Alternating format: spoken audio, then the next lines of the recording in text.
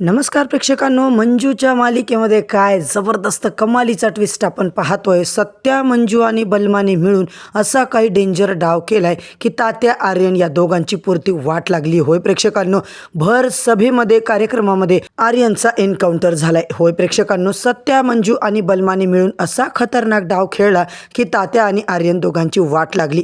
आर्यनचा खेळ तर एन्काउंटरमध्ये कायमचा खल्लास झालाच आहे, पण त्यासोबत पूर्वाचाही प्रेक्षकांनो पर्दाफाश झालेला आहे. आता मात्र तात्याची अवस्था अशी विचित्र झाली आहे की त्याच्यासमोर उरले फक्त एकच टार्गेट, ते म्हणजे मंजू आणि सत्या.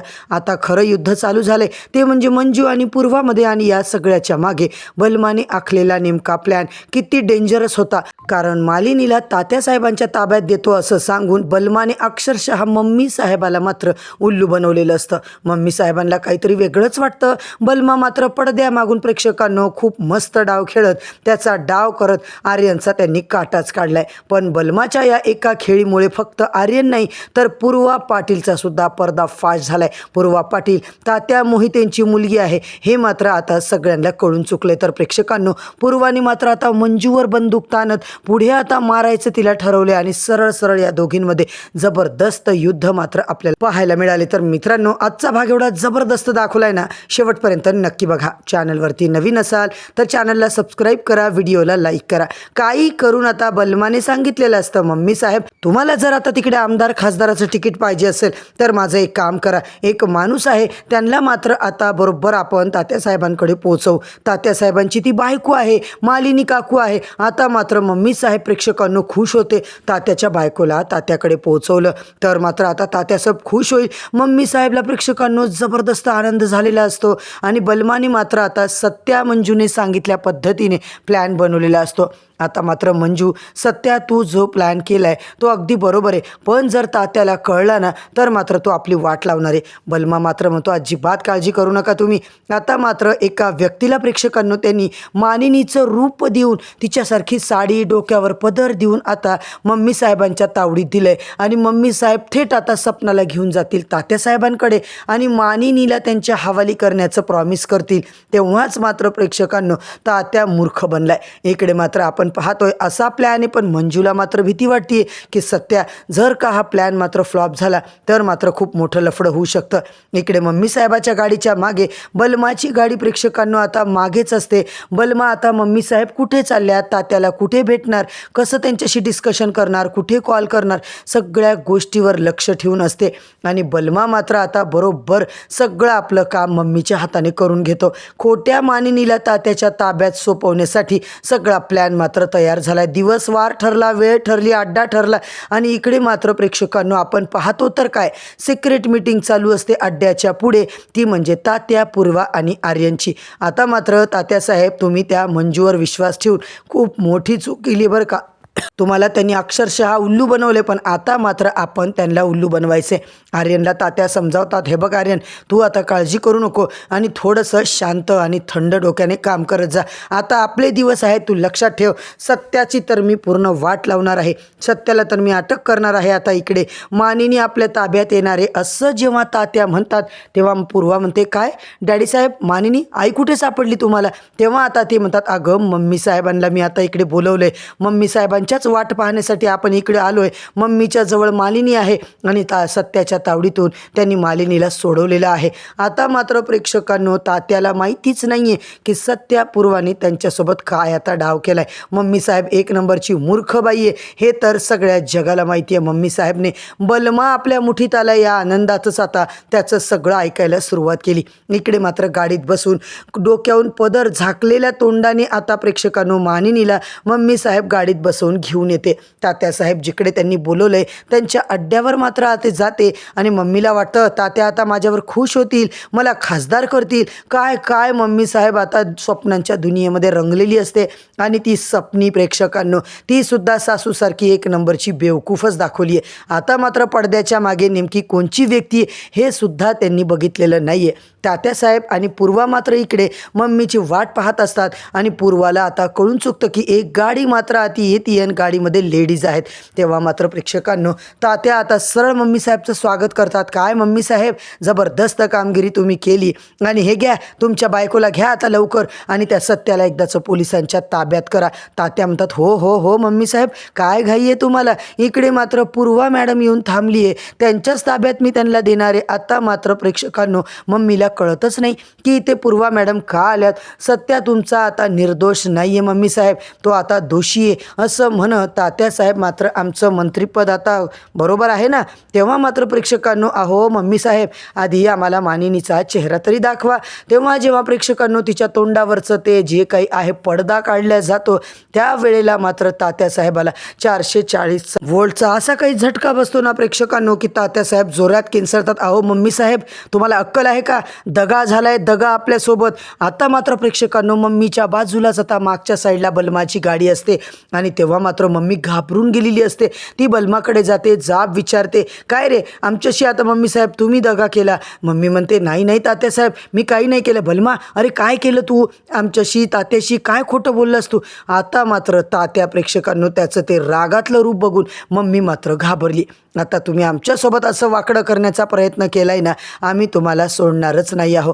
तिकडून प्रेक्षकांनो आपण पाहतोय तात्यासाहेब मम्मीची आता जबरदस्त भांडणच आता तिकडे लागलेले असतात. तात्या खूप आता गरम झालेला असतो, तापलेला असतो. सत्या मंजूने पुन्हा एकदा प्रेक्षकांनो जबरदस्त डाव खेळून मालिनीच्या ऐवजी दुसऱ्याच एका माणसाला आता तिकडे साडी घालून पाठवलेलं असतं. मम्मी साहेबाला मूर्ख बनवून त्यांनी पाठवलेलं असतं आणि मम्मी अगदी सहजपणे आता मूर्खसुद्धा बनली आहे. बलमाने नाही तर सत्या मंजूचाच हा प्लॅन असणारे असं तात्यासाहेबांना आता डाऊट येतो. इकडे मात्र चिडलेला आर्यन सगळ्यात जास्त आकांतांडव करतो. डॅडी साहेब कुठे गेले तुमचे फुटके प्लॅन, मला आता काहीच करायचं नाही आहे. आता मात्र प्रेक्षकांनो आर्यनने ठरवलेलं असतं काही झालं तरी त्या मंजूचा बदला मी घेणार आहे.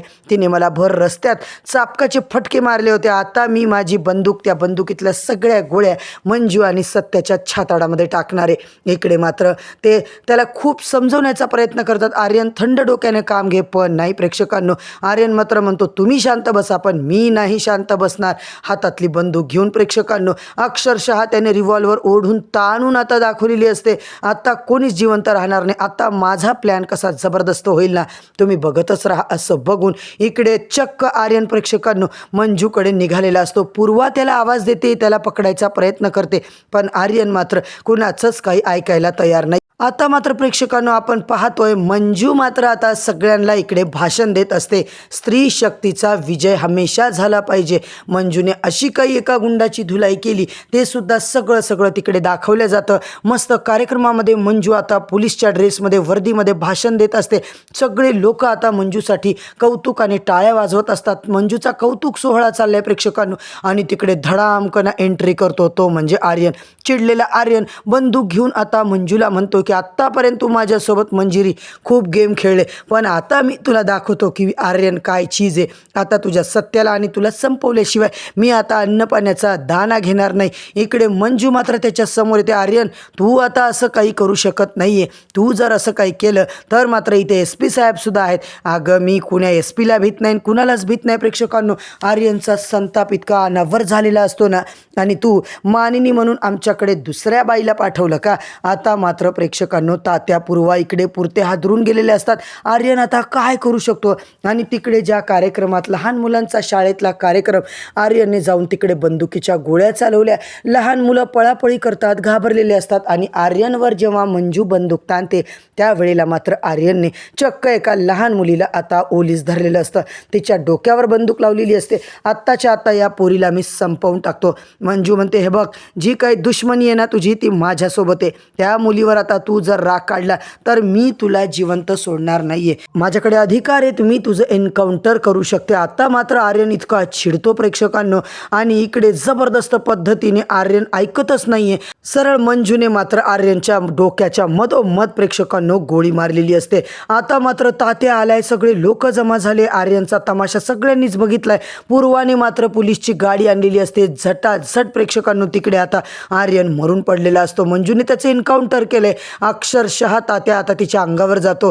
पूर्वासुद्धा अंगावर जाते आणि माझ्या भावाला तू मारून टाकले म्हणत मंजूला मात्र आता कळून चुकलं आहे की पूर्वा पाटीलच तात्याची दुसरी मुलगी आहे. म्हणजे तात्याचे 2 मुलं होते, एक आर्यन आणि दुसरी पूर्वा. आता मात्र प्रेक्षकांनो तिकडे SP साहेब असतात. विदाऊट परमिशन एन्काउंटर केलं म्हणून पूर्वा कांगावा करत असते. परंतु प्रेक्षकांनो मंजूने जे काही केलं ते मात्र लोकांना चांगलं वाटतं. लोक पूर्वाच्याच अंगावर धावत जाऊन आता पूर्वालाच आता धमकी देत असतात. मंजू आता इकडे बिनधास्तपणे आर्यनला मारून थंडगार उभी असते, अजिबात घाबरत नाही. पण लोकांनी मात्र प्रेक्षकांनो पूर्वाला असा काही दणका दिलाय ना, आर्यन तर मरून गेलाय, आर्यन तर ढगात गेलाय. SP साहेब सुद्धा म्हणतात की पूर्वा मॅडम काय बोलताय, तुमचं तुम्हाला कळतंय का, आर्यन तुमचा भाऊ आहे. आता मात्र पूर्वाला प्रेक्षकांनो कळलंच नाही की तिने तिच्या तोंडातून सत्य कबूल केलंय. आता मात्र तिच्या भावाचा खून झाला, एन्काउंटर नाही आहे SP साहेब, हा खून आहे खून. मंजूने त्याचा काटा काढलाय. SP मात्र पूर्णपणे मंजूच्या बाजू घेतात, मंजूच्या बाजूने बोलतात आणि आर्यनच्या एन्काउंटरच्या त्यांना मी आधीच ऑर्डर दिल्या होत्या. आर्यन भर सभेमध्ये त्यांच्यावर बंदूक ताणून उभा होता. एका मुलीला त्याने वेटीस धरलं होतं आणि त्याला त्याच्या कर्माची शिक्षा मिळालीच पाहिजे. हीच त्याची शिक्षा आहे, एन्काउंटरच त्याची शिक्षा आहे. आता तुम्ही इथे मध्ये मध्ये करायचं नाही आहे. तुम्हाला जे सांगितलं होतं ना पोलीस स्टेशनमध्ये जाऊन आपले आपले कामं करायचे नाही, तर आत्ताच्या आत्ता तुम्हाला मी सस्पेंड करेल. इकडे मात्र प्रेक्षकांनो आर्यनला आत्तापर्यंत पूर्वा पाटील तुम्ही महाबळेश्वरच्या फार्म हाऊसला गायब केलं होतं हे आम्हाला सगळं माहिती आहे. प्रेक्षकांनो चक्क आता मंजूने मात्र पूर्वाला अरेस्ट केलेलं असतं, तात्याला सुद्धा अरेस्ट केलेलं असतं आणि मालिकेमध्ये खूपच जबरदस्त ट्विस्ट. आता मात्र तात्या पूर्वा काय करणार, मंजू सत्याचा काटा कसे काढणार, अजून काय प्लॅनिंग करणार, हे सगळं पाहणं रंजकदार ठरणार आहे. म्हणूनच मित्रांनो चॅनलवरती नवीन असाल तर चॅनलला सबस्क्राईब करा, व्हिडिओला लाईक करा. उद्या परत भेटूया जबरदस्त येणाऱ्या अपडेटसोबत. आता मम्मी साहेबाचा काय घोटाळा होणार आहे हे सगळं पाहण्यासाठी उद्याचा भागसुद्धा प्रेक्षकांनो खूपच इंटरेस्टिंग असा दाखवण्यात येणार आहे. म्हणूनच उद्या परत भेटूया नवीन भागाच्या नवीन रिव्ह्यूसोबत. तोपर्यंत धन्यवाद.